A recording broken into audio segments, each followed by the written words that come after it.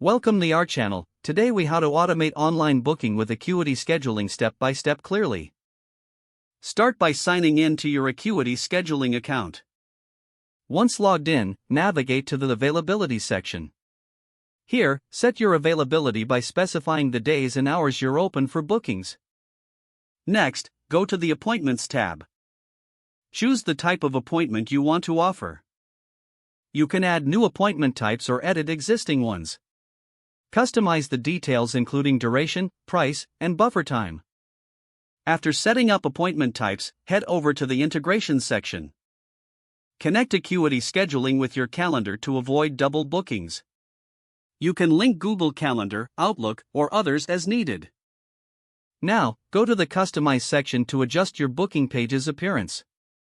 Here, you can add your logo, adjust colors, and set the page's layout. Next, set up your payment methods if you plan to collect payments online. Go to the Payment tab and choose your preferred payment processor. After that, configure your notification settings to automate reminders.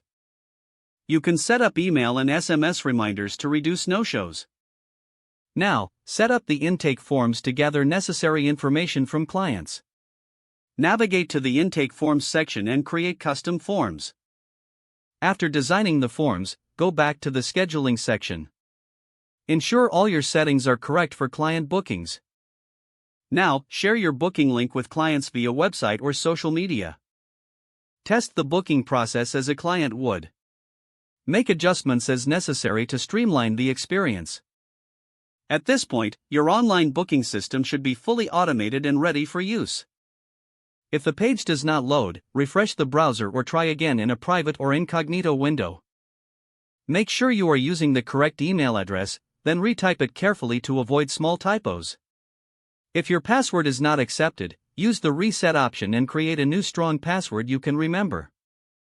Check your spam folder for verification or security emails, then complete any requested confirmation steps.